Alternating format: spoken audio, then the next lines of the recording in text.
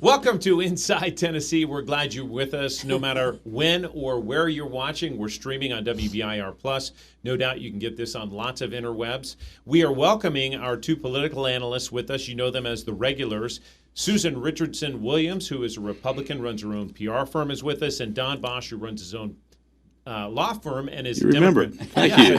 He had a moment. Sometimes, Bosch. You confuse PR and law, That's but right, yeah. exactly. We both have to do a little of each. Yes. No question. My colleague John North is with us as well, Hi. and we're going to run through several issues this morning and this afternoon and this evening. It's a long broadcast. I want to start, though, with the passing of a real titan and somebody who set some firsts in our community, and that is Diane Jordan. She served on Knox County Commission from 1994 to 2007, the first woman and woman of color to serve on Knox County Commission. You see her on your screen, known for those cowboy hats, told us back in 2014 she owned at least 100, and she was a signature part of this community. And Don and Susan, I just want to start our broadcast by explaining her impact on the community. Susan, let's start with you. Well, I really liked her. I thought she was a tough when she needed to be tough and very gentle when she needed to be gentle. And I think she reached across all elements of our community, not only very supportive of her own community, but she was just great with everyone she met. I always would visit with her at the Motley Crew lunches that we have monthly, and she would be there with her cowboy hat on, so you can't miss her. But I just thought she was a lovely, lovely woman and had a great impact on the politics of our county. Don, you mentioned she mentored a lot of people. She did. I got to be friends with her over the years, helped out some of her family and neighbors and things when they had legal issues, and we got to be close. She was important not only in county politics, but really with city politics. She had a friendship and alliance with Victor Ashe, Mayor Ashe, then city mayor.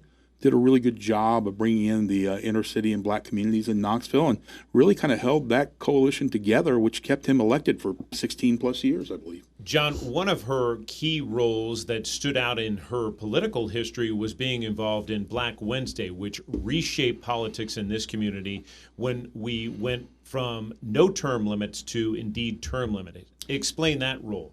A very key moment in Knox County history, 2007, January 2007 is when the Black Wednesday occurred, and it was when finally the state Supreme Court said, you know what, term limits are in effect in Knox County. You voted for them way back in 1994, and you need to abide by them. And a bunch of office holders who had been pretending that they didn't apply, including Diane Jordan, were like, oh my goodness, they do?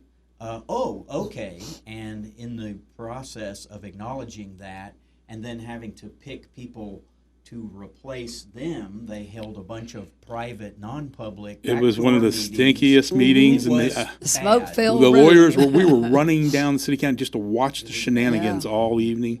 If you ever pass by the large assembly room in the city-county building, just think about that, because that was all going down where everybody was trying to pick who was going to replace them. They were failing to follow public meetings and laws and how it was went through. And she was a part of the part of lawsuit to indeed challenge the idea of leading term up limits. to that, she had challenged that. She was one of the plaintiffs in that, and ultimately they lost in that nasty day when everybody got their wife or their son or their best friend or whatever, their crony, appointed in their place. Her son was appointed to take her place, served a few months, and then finally I got to a chancellor who's like, this was illegal what you did, term limits apply. And that was the end of Sheriff Tim Hutchison, It was. who would have probably been elected for at least another 4-year term. Scott Moore. Yeah. Scott, on Scooby. county commission. And there's really one lawyer, we'd be remiss if we didn't mention, one lawyer that drove that, Herbert Sanford Monsieur. Yeah. One lawyer made that happen, and he was tenacious, stayed with it, and blew the whole thing up, and we're a better community for it. He very quickly filed a lawsuit challenging what had happened, and then the News Sentinel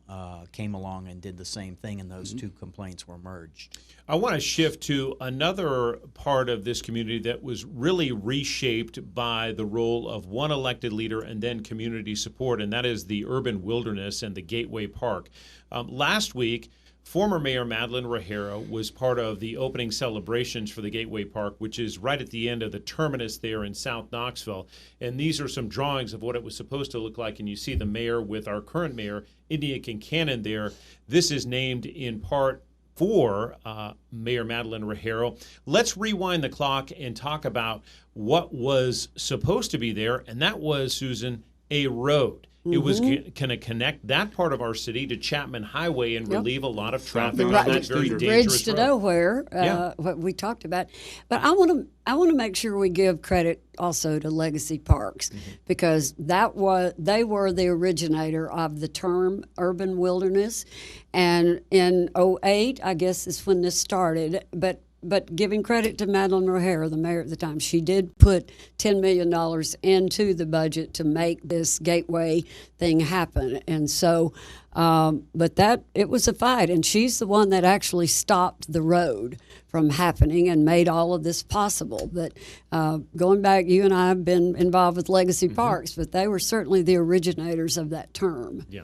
Carol Evans certainly, and that term sticks today. Yeah. Don, for more history on that, it was in addition to Mayor Rogero, it was this broad community outpouring that really showed up to public meetings to dispute the idea that TDOT was going to build a road there. It was very noisy, very loud. Obviously, Mayor Rogero was very much against it. I knew a lot of people that speculated and bought property out there thinking they were going to get condemnation money from the state when they built it.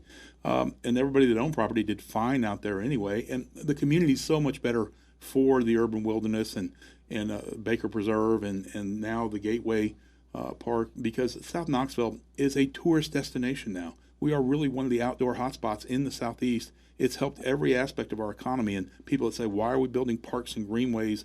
That's the reason, because it drives a lot of money through this community. And the South Knox Trail, the Sono Trail, is going to be, I think the ribbon cutting for it is sometime at the end of this month. And so that's going to be a huge driver for people to come down and walk the trail where there will be art. I believe that was the one that, or part of the one that Mayor Tim Burchett at the time did not want to do. University of Tennessee, certainly an economic driver, and I want to shift to that. Their Baker Center did a study on the urban wilderness showing it brings in millions of dollars in economic benefit to this region. But President Boyd, who appears on this program quite often, to his credit, had his State of the University report this week talking about 65,000 students enrolled in UT campuses. More than 55% of UT graduates earn their degrees debt-free. That translates into workforce readiness. He pointed out 98% of employers in a recent survey reporting UT graduates are prepared for success. John, this was really a chance and has been one for the president to sort of set the tone for the university moving forward into the next year. Right, and we will see him sort of pounding away at those themes for the next several years, because I think he's got another 3 or 4 years in his 5-year commitment. He is dedicated and firm when he's pursuing his goals, and he'll reach his goals. I think he set, 70 or 80,000 he wants across the state system. He'll get to that easily. I talked about, I think, AI and how that incorporates into the future in UT. It's very interesting, and it's happening at a very interesting time. And I just don't want to lose the context here, because we see, and President Boyd has talked about this when he's been on our show, that we are seeing higher education constrict in other parts of the nation, including the Big Ten, where they're shrinking enrollment. Susan, what does that say about Tennessee and the Southeast in particular? Well, I think there's no question that Randy Boyd and Chancellor Donde Plowman here in Knoxville campus have just been a tremendous asset. When I was on the board, every time we had a change in a president, and there were a lot of them, That's right. I tried to get someone who loved Tennessee, either a UT graduate or a Tennessean, but I was never successful, and quite frankly, they were all failures, to be honest. And so finally, we have someone that cares about this university and cares about the future of our state. Randy, you've got to give him credit for really changing education in Tennessee. The Tennessee Promise, I mean, you can go to UT free now if your family has a certain income level. And across the state, we have free junior college. Randy was responsible for that under the Bill Haslam administration. So you can't give enough kudos, in my opinion, to what Randy Boyd has done, and on a local level, what Chancellor Plowman has done. We got to take a break in about 2 minutes, but Don, I want to shift quickly because this is a case that's impacting the University of Tennessee, and that is Joey Aguilar, the current quarterback for the University of Tennessee, and his challenge to play yet another year for Big Orange. Very wise to get separate from the Diego Pavia lawsuit in federal court. They brought it here in local and chancery court. Chris Haggerty, who's a good judge, and despite the comments being made, well, he's a UT grad. I'm a UT guy. But he's thoughtful, he's bright, and he is granted the temporary injunction right now to allow Joey to play. And that hearing, I believe, is coming up in just the next few days. Friday, and I think that it bodes well for Aguilar, and I think we will see him under center next year in quarterback. And we're a better football team for it. I don't know why people get upset.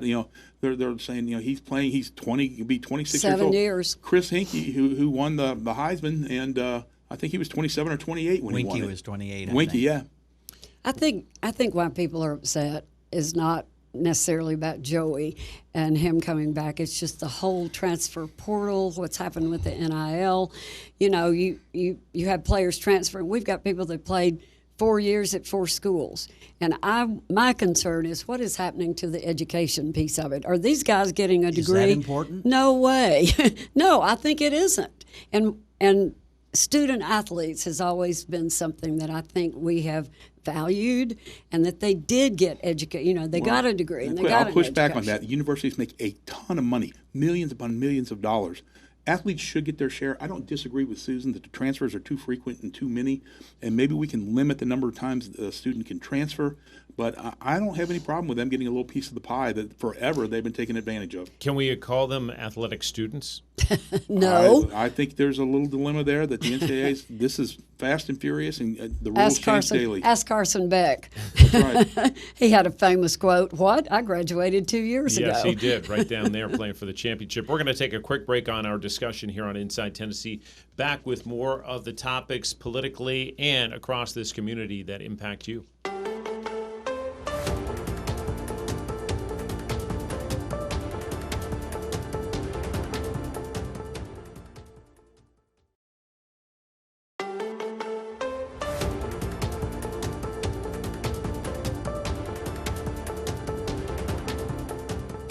Welcome back to Inside Tennessee. No matter where you're watching, we're glad you're with us, or what time. Typically, we're on Sunday mornings at 9:30. We're with you because the Olympics are usurping that spot for us. Don Bosch, quickly, who is the Democrat running for county mayor? This is a mystery we haven't solved. Well, they haven't announced yet if this person exists. Rumor is they do. There was a little delay. I think the rollout of that was going to occur this week, but it's been put off a bit. I'll tell you, I've asked around a little bit. I didn't get too much time to investigate more through the week. I've been a little busy with my day job. But I'll just say maybe it's Greg Isaacs. Maybe it's Wayne Ritchie. I just don't know. Maybe it's Don Bosch. No, it's not Don Bosch. I'm only crazy enough to do a podcast with you people, not to be our county mayor. All right. That'll make Wayne Ritchie sit up straight. Yes, it will. What? Who put my name out there? John North, let's talk about Republicans v. Republicans. There's an interesting lawsuit right now involving Gary Lowe, used to work for WBIR, and he's been a longtime conservative activist years after that service at our station. For sure. Gary is involved in politics out west. I think West Knox Republican Club. Gary makes it very clear where he stands. A little startling that he would take on Marsha Blackburn, who is the front runner and Republican to be the next Tennessee governor. But in late January, he filed a complaint with the Registry of Election Finance in Nashville saying that she was taking basically her federal campaign money left over from her victory in 24 and spending it pretty drunkenly in 2025.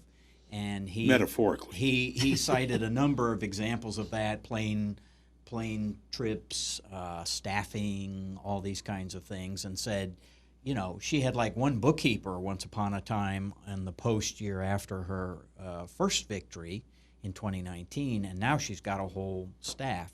It's interesting. It's a 9-page report. Phil Williams, the journalist from Middle Tennessee had the story last week. We're interested in it, and we've got a copy of the complaint as well. And John, I just want to point out where it says deliberately misrepresented federal campaign expenditures. That's not a small claim. No, none of this is small. I mean, I wanted to ask you a question about this. None of this is small. One, a conservative Republican taking on another Republican. I'm like, wow, okay, there used to be an 11th Amendment.